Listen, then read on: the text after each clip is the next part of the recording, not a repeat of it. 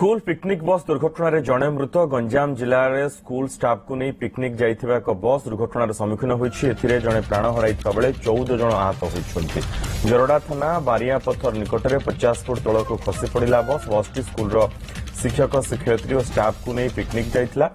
ब्रह्मपुर एक घरोई शिक्षानुष्ठान staff picnic जाइथिले, तेबे फेरिबा बेले घाटी बसटी खसी पड़ा। दुर्घटन में जड़े प्राण हराइथिबा बेले 14 जन आहत होइछन्ति।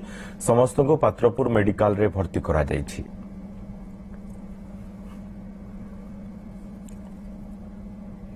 स्कूल पिकनिक बस दुर्घटन में जड़े मृत गंजाम जिले में स्कूल स्टाफ को नहीं पिकनिक जाइथिबा एक बस दुर्घटनार सम्मुखीन होइछि। एथिरे जड़े प्राण हराइथिबा बेले 14 जन आहत होइछन्ति। जरडा थाना बारियापथर निकटरे 50 फुट तल को खसी पड़ा बसटी स्कूल शिक्षक शिक्षयित्री और स्टाफ को नहीं पिकनिक जाइथिला।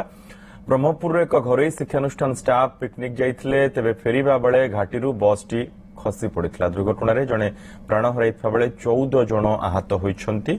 समस्त को पात्रपुर मेडिकल रे भर्ती करा जाइछि।